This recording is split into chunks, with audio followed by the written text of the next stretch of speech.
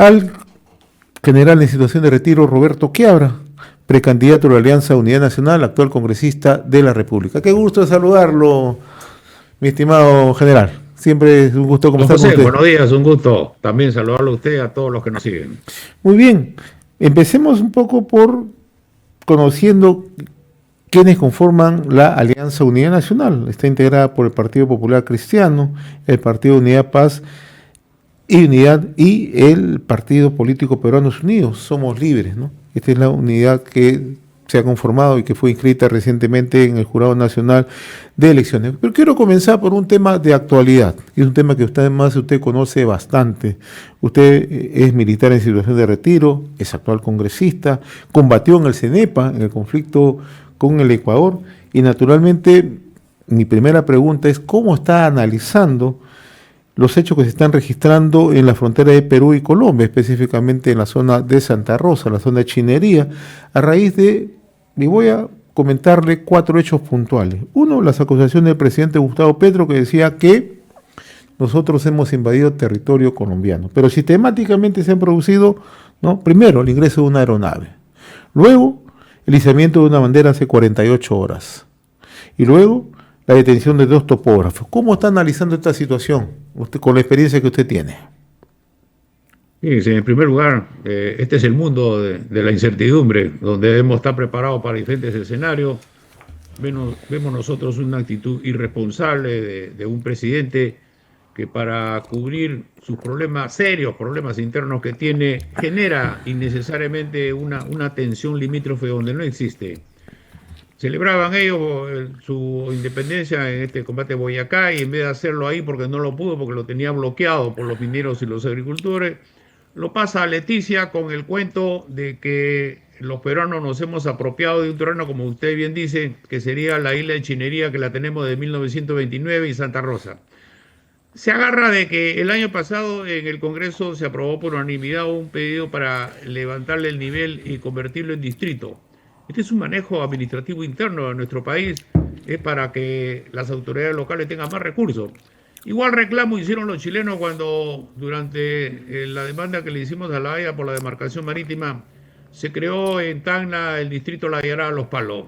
Es decir, desconocen que cada país es independiente de hacer su organización administrativa para mejorar el rendimiento de su gente, pero esto ha traído como consecuencia, como bien usted señala, una serie de hechos que han podido constituir una causa de un conflicto. Imaginémonos nosotros ese supertucano que voló en territorio peruano a baja altura, 300 metros, algún soldado con un fusil le ha podido disparar, ha podido bajar el avión. Ese señor, que ya sabemos que es un candidato a la presidencia, que también es de izquierda, que vive en Medellín, que se desplaza hasta Leticia y hizo una bandera. Fíjese, lo más grave que nos pueden hacer a todos los países es que te claven una bandera que no es tuya. Imagínense usted que si la gente hubiera estado por ahí y lo hubiera linchado. Y otro tema, para que vea usted la relación que existe entre los colombianos, los brasileños y los peruanos, porque es un tripartito cercano. Yo trabajé ahí de capitán en 1975. Fíjese el respeto a una bandera pese al hecho que la doblaron y la cuidaron. Imagínense usted que si la hubieran pisado, la hubieran quemado, ese hubiera sido un motivo como para decir, fíjense ustedes en la reacción de los peruanos. No. Y ahora el ingreso de 2 topógrafos que, ¿sabe qué?, están provocando. Pero acá hay 2 cosas. Acá no es cuestión de decir no pasa nada. Yo siempre recuerdo, y usted me ha hecho recordar, el tratado cuando tuvimos nosotros el conflicto del 95, el CENEPA. Acá se decía en el Perú que no había ningún problema con Ecuador porque había un protocolo firmado en 1929 con 4 países garantes. Y teníamos todos los años conflictos porque se quedaron 78 kilómetros de la cordillera del Cóndor sin demarcar. Tuvo que venir el conflicto en el 95 y cerrar después todo el 98. Este es un caso similar. Pero aquí nosotros no podemos seguir la agenda de un presidente que ya se ha cerrado en una posición que, como bien señala usted, señala de que nos hemos nosotros copado un territorio, que esta es una isla nueva, que según el protocolo de Río de Janeiro tiene que definirse cuál de los 2 países es. No, yo lo que estoy esperando salvo que analice diferente Cancillería, es que esta reunión para septiembre, programada para septiembre para la Comisión Mixta Permanente de Inspección de Fronteras, se congele. Porque sería darle algo que el presidente colombiano diga, ver, existe un problema, por eso se están reuniendo. Y si ustedes lo reúnen en Lima, y si deja que los colombianos envíen sus técnicos, se intercambien y vayan y regresen y le digan al presidente, no le van a decir usted se equivocó, está completamente equivocado. Lo que van a generar es una narrativa que van a obligar al Perú a reconocer algo que no es. Y después cuando dicen que van a ir a La Haya, que vayan. Por si acaso, Colombia se retiró de La Haya en el 2012 cuando Nicaragua le presentó una demanda por demarcación marítima. Así que tendrían que volverse a reincorporar para recién agotar el diálogo entre los dos países y recién irse a La Haya por algo que no tiene ningún fundamento ni jurídico ni histórico. Este es un tema muy importante. Yo le escuchaba a usted en una entrevista a News International que lo que manifiesta el presidente Petro lo está diciendo no solamente en el ámbito interno de su país, sino también en entrevistas que concede a prensa internacional, que ellos acudirían a la Corte de La Haya. Y usted acaba de puntualizar que Colombia se retiró de La Haya cuando tuvo un impasse con Nicaragua. Y esto es importante conocerlo para saber en toda la magnitud cómo actúa el presidente Petro contra nuestro país y sorprendiendo incluso a sus propios compatriotas. Lo que hemos visto nosotros, tanto en los medios de comunicación colombianos como en políticos importantes, es que ninguno le da la razón. No ve usted unos medios de comunicación donde digan el presidente tiene razón y el Perú tiene que asumir. No, él no tiene ningún apoyo interno, porque si tuviera un apoyo interno ya lo hubiéramos manifestado nosotros en los titulares de los diarios, en los comentarios de los políticos, de los senadores que se han expresado sobre este tema. Pero es irresponsable porque en una zona donde habitan todos los días, de donde cruzan con toda normalidad para sus tareas diarias, sus compras, yo creo que es injusto que se genere un clima inadecuado que hasta ahora felizmente no tiene, pero yo creo que hay que estar atento, no es cuestión de confiarse. ¿Cómo analiza usted la participación de nuestra Cancillería hasta el momento? Para mí fue bien, un comunicado inmediato, completo, donde señala lo que vengo diciendo, de que nosotros a veces los peruanos hablamos mal, pues. Cuando los peruanos hablamos de la isla Santa Rosa, le damos argumentos al otro lado. Se trata del distrito de Santa Rosa, en la isla de Chinería. Aquí hubo un desprendimiento porque el río está así, el cambio climático está así, los está afectando a ellos, pero no es una isla nueva, es parte de la isla de Chinería. Lo que hay que ver es lo siguiente, que ellos tienen un problema que ya la gente especializada le decía a las autoridades colombianas desde el año 2006. Tenemos que hacer algo porque Leticia se está quedando sin río. El río Amazonas se está secando a su lado y está colocándose del lado peruano. Pero ese trabajo de dragado, esa cooperación que deberían de buscar con nosotros y con lo de Tabatinga, en vez de hacerlo, está usted generando una desunión. Entonces ellos quieren trasladar, no digo ellos, sino el gobierno del presidente colombiano actual, quiere trasladar su serio problema que tienen, porque Leticia dejaría de ser un país ribereño, una localidad ribereña, lo quieren trasladar como si nosotros hubiéramos topado algo, territorio que es de ellos. Entonces, es un problema que no han sabido en su momento asumir, cuando eso es lo que vienen a recordarles ahora. Ya se había señalado que el 2006, si no se hacía un trabajo de dragado, otros trabajos importantes, al 2030 Leticia no va a tener el río Amazonas frente a ellos. Estamos dialogando con el general Roberto Chiara León, precandidato de la Alianza Unidad Nacional. Permítame ahora ya sí ingresar al terreno más político. Unidad Nacional es la única alianza de centro-derecha en inscribirse. ¿Qué pasó, general Quiabra? ¿Por qué no hubo una mayor confluencia en este espectro político, en la centro-derecha? Fíjese, nosotros hemos hecho todos los esfuerzos, no de ahora último, ¿no?, sino de hace años se venía haciendo todos los esfuerzos, porque cuando yo formé mi partido Unidad y Paz, nosotros dijimos, a esta contienda vamos solos. Pero cuando nos dimos cuenta que éramos el número 21 para inscribirnos, comenzamos a decir, yo creo que va a ser necesario una alianza con alguien más. Y cuando ve usted que se presentaron 20 más y ya no son 21, sino somos 43, yo creo que era obligatorio formar una alianza, porque hay que sumar las fortalezas, hay que sumar la fortaleza de varios partidos, hay que darle a los ciudadanos una claridad de qué opción tiene que escoger, y entre 43 va a ser difícil para todos porque no va a haber tiempo ni espacio para hacerlo. No se logró, pero lo que hemos logrado nosotros es juntarnos 3, es muy difícil, yo lo vengo señalando, todos los peruanos, todos nosotros somos muy especiales, muy particulares, y hay unos que son muy exquisitos, pero las 3 organizaciones, lo que pasa es que hay algunos que no conocen, como el Jurado Nacional de Elecciones, que uno tenía como fecha máxima el 2 de agosto para presentar la alianza, te exige una serie de requerimientos. No es que usted agarre y presenta una lista con 3 firmas y en noviembre, que son las elecciones internas en los partidos, recién usted señala quién va a ser los candidatos. No, usted tiene que presentar el 2 de agosto ya todo cuadrado. Falta colocarle los nombres, que eso se pondrá en noviembre. Y eso es alguien que no conoce de afuera y que critica y que no conoce de adentro y que no sabe en qué es lo que se mete, ¿no? Entonces, es un trabajo que hemos hecho nosotros, un trabajo donde hemos encontrado a los 3 partidos conformes, a los 3 partidos decididos a demostrar que somos una opción muy viable. Ahora, esta dispersión de votos, ¿qué consecuencia puede tener para el país?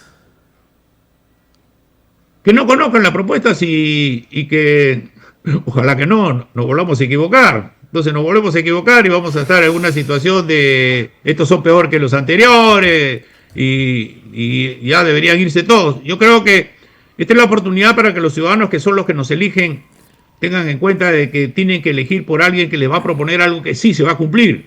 Eso es lo que nosotros estamos presentando. Nosotros no presentamos algo que no vamos a cumplir. Nosotros no presentamos cosas que pueden gustar en el momento, pero nunca se va a aplicar. Nosotros sabemos de que el principal problema que tenemos a nivel nacional es la inseguridad, pero no es una inseguridad, como dicen algunos, una inseguridad ciudadana que se combate con motos y cámaras. Esto ya se trata de una seguridad ni siquiera nacional, sino regional, que es algo que no se ve.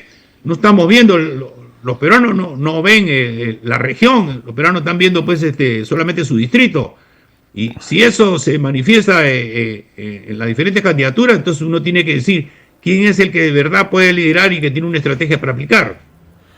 Ahora, esta situación que se está presentando con toda esta frondosidad de candidaturas, con la dispersión de votos que inevitablemente va a ocurrir, ¿no nos puede llevar a un hecho similar al que ocurrió en las elecciones anteriores y tener un candidato muy similar a Pedro Castillo?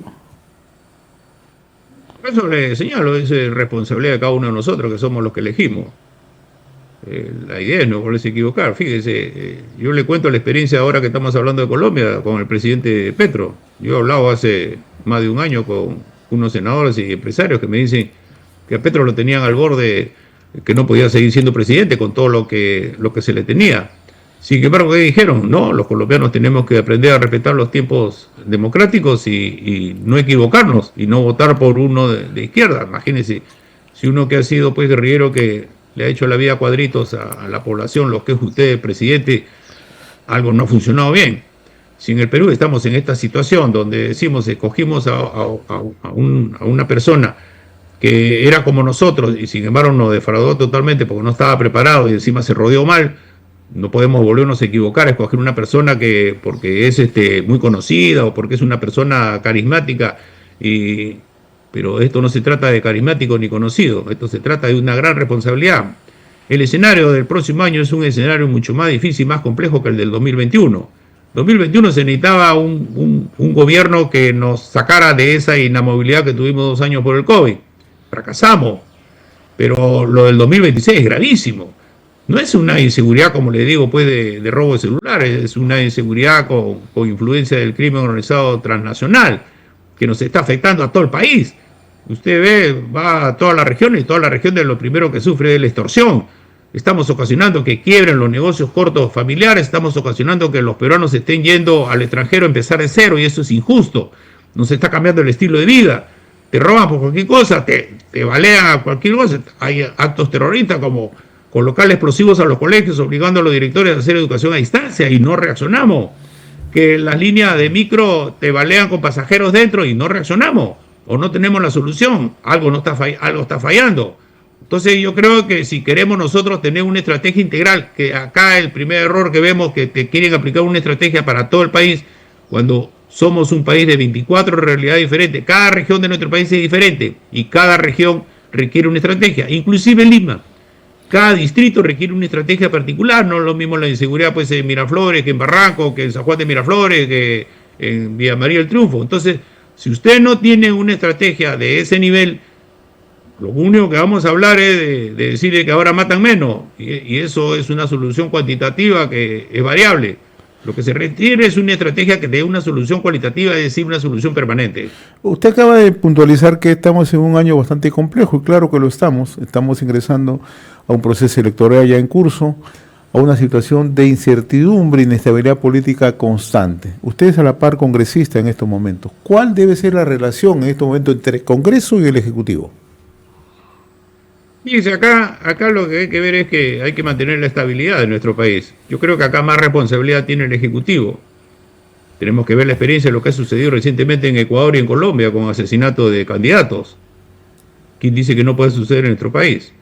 Entonces el Ejecutivo tiene que dar una muestra de, uno, imparcialidad, dos, de que tiene que generar todas las condiciones para que esto sea un proceso complejo, difícil, inédito en nuestro país, un complejo donde todos puedan participar libremente, los candidatos puedan participar y puedan desplazarse libremente.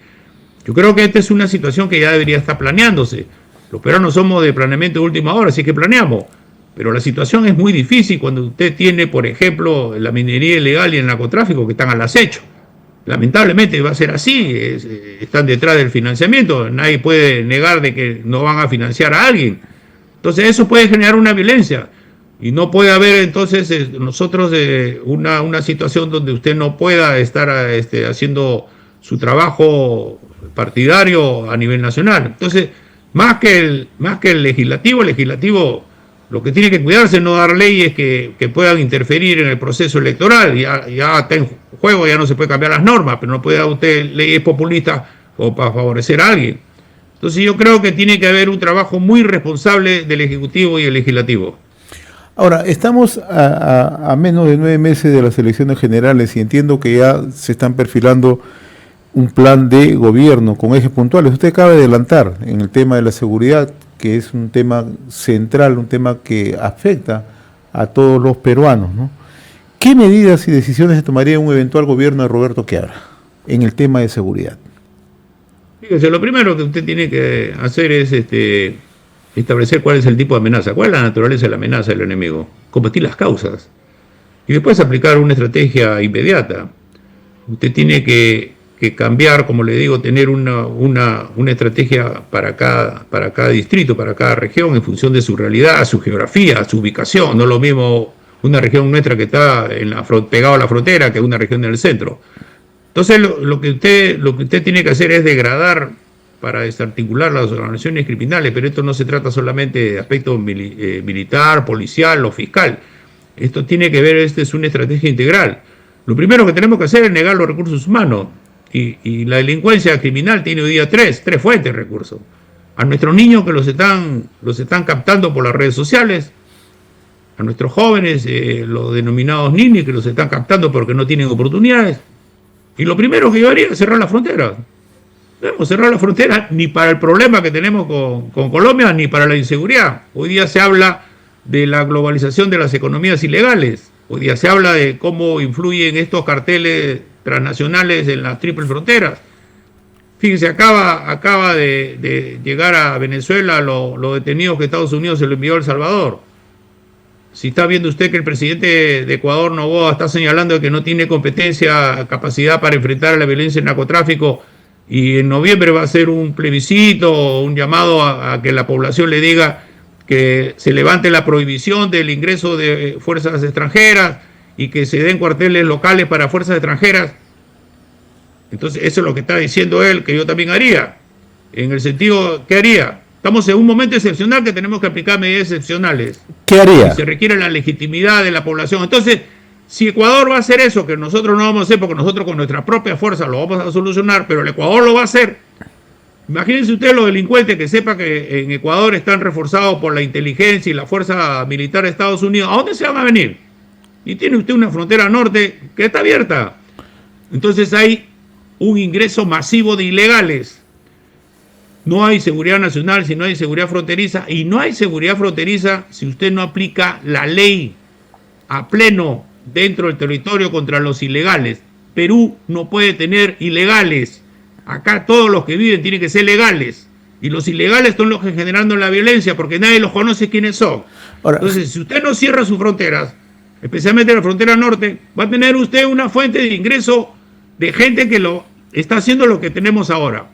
Después, en cada distrito tiene que haber una distribución de la gente, pero con conocimiento, tiene que haber una carta de situación policial, donde están tus policías, ese trabajo integrado con el sistema privado de seguridad, con el serenazgo. Y yo voy a formar brigadas de policía militar para que realicen tareas puntuales de orden público. Lo leía con atención en varias entrevistas que usted ha concedido. Usted no le satisface la idea de aplicar un modelo que se está aplicando en otros países en términos de seguridad. Para decirlo de manera directa, el tema Bukele. Entonces, mi pregunta es muy concreta. En un eventual gobierno de unidad nacional, un eventual gobierno de la presidencia de Roberto Chiara, ¿las Fuerzas Armadas van a tener un papel más activo en la lucha contra la seguridad? Formando, como les digo, brigadas de policía militar, que es diferente como lo estamos empleando ahora.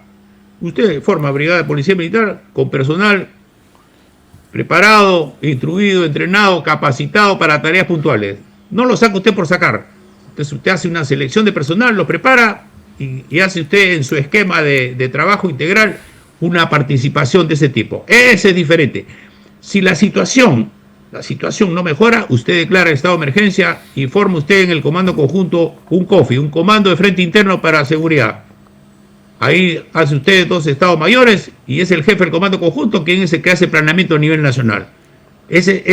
Si la situación nos obliga a tomar esa medida, eso es lo que se le dice a la población. Peruanos, estamos en una situación difícil, hay una violencia excepcional, requiero adoptar medidas excepcionales, necesito que ustedes me den la legitimidad y la ciudadanía le diga, presidente, haga, porque lo que se va a hacer tiene que ser en beneficio de nosotros. O sea, si vamos a estar haciendo parchecitos, si vamos a estar combatiendo esta violencia con lo mismo de siempre, vamos a estar viviendo como mismo de siempre con una inseguridad permanente. General, entonces va a ser necesario tomar medidas de excepción. Medidas excepcionales para una situación de violencia excepcional, sí. Ahora, el otro tema que también va asociado a la inseguridad, y las veces que hemos dialogado lo tocamos permanentemente porque usted viaja bastante por el interior del país, el tema de la minería ilegal. Pero la minería ilegal viene acompañada, tal como usted lo mencionaba hace unos instantes, de economías ilegales. Y viene acompañada de la asociatividad con el crimen organizado. ¿Cómo combatimos esto? Le pregunto esto ¿por qué? Porque cuando uno empieza a ver los estudios de cómo se mueve la minería ilegal, fundamentalmente la minería de oro en nuestro país, ilegal de oro, la que se exporta de manera ilegal, nos quedamos en realidad estupefactos. Son 12.000 millones de dólares los que se están moviendo. Entonces, ¿cómo actuamos frente a esto? ¿Cómo actuaría Roberto Chiara? Esa es la falla que hay ahora. Usted está separando la inseguridad de la minería ilegal. Si la minería ilegal y el narcotráfico son los motores de la violencia. Así es. Entonces usted tiene que hacer, acá lo primero que hay que darnos cuenta es que lo que se está golpeando es la minería. El Perú tiene 4 fortalezas: agricultura, minería, pesca y turismo. Estamos golpeando la minería, que es la que nos da mayor recurso para la construcción de infraestructura, todo lo que necesitamos. Entonces cuando usted orienta solamente su estrategia minería ilegal, usted no está actuando con una estrategia integral. Acá este tema usted tiene que tener 4 ejes. Uno, la formalización de los pequeños mineros y mineros artesanales. Otro, la eliminación de la minería ilegal. 3, el combate, la degradación del crimen organizado transnacional. Y 4 es el desarrollo de la minería. 4 cosas. Esos 4 ejes le permite a usted tener una solución integral. Si usted se orienta solamente a la minería ilegal, los artesanales, esos que están en proceso de formalización y siguen viviendo entre lo legal y lo ilegal, y el crimen organizado que se está beneficiando, un 40% se señala de la venta del oro se va afuera. Entonces, si usted no tiene una estrategia donde usted entienda que los motores de la violencia, lo que está generando la violencia, la muerte, es el crimen organizado asociado a la minería ilegal, que emplean como modalidad la extorsión, el secuestro, porque son modalidades que emplean ese crimen organizado que se da cuenta de la debilidad de nuestras instituciones, se aprovecha de los artesanales, los usa los ilegales, se beneficia y encima te extorsiona, cupo gota a gota y todo lo que genera puro recurso. Córtele los recursos financieros, lavado de activos, córtele toda su fuente. Agregue usted la trata de personas, que es el tercer negocio más rentable después de la minería ilegal, narcotráfico. No hacemos nada, no hemos capturado a uno que explota a la chica. Actuamos sobre la chica, que no es el objetivo. Tiene usted la tala ilegal de madera, tiene usted el contrabando. Todo eso es inseguridad. Eso no lo combate usted con motos y cámaras de vigilancia. Muy bien, general Roberto Quiebra, yo le agradezco la amabilidad. Han quedado muchos temas de conversar, con la seguridad que en algún momento nos visite acá en los estudios de RCR para seguir hablando ya más de política de gobierno, que es lo que tanto se requiere para conocer cuáles son las propuestas y que la población conozca, ¿no?, a los candidatos, conozca las propuestas de las alianzas, etcétera, etcétera. Una pregunta final, porque me la están preguntando acá por redes sociales. ¿Qué haría usted con Petroperú? Perú tenemos que darnos cuenta de que es un muerto vivo. Acá lo que hay que ver es, no se ha hecho una reorganización de su estructura, no se han vendido los activos que no sirven, y tiene que buscarse usted un socio estratégico, donde Petroperú tenga el 51% y el socio estratégico el 49%. Ojalá que se encuentre un socio estratégico, porque de estar dándole todos los años, está dándole hasta cuándo, y no producen, y encima los que trabajan ahí ganan como bueno. Vamos, no hemos hecho nada, lo único que hemos hecho es darle. O sea, una organización incompetente. Yo soy partidario de Petroperú siga siendo nuestra, pero nos hemos equivocado en la elección de los que forman parte del cuerpo directivo. Esos son los responsables, no los que están ahora, todos los que han pasado por ahí que no han hecho nada. Ahora que estamos con la soga al cuello, lo único que queremos es plata. Busquemos un socio, reorganicemos y vamos a ver usted cómo lo vamos a poder reflotar, aunque sea de a poco. General Roberto Quiebra, siempre es un gusto dialogar con usted. Yo le agradezco la gentileza con RCR. Muy amable. Buen día. Don José, buenos días. Gracias a usted. Un saludo para todos. Gracias. Conversamos con el general Roberto Quiebra, congresista de la República, precandidato de la Alianza Unidad Nacional.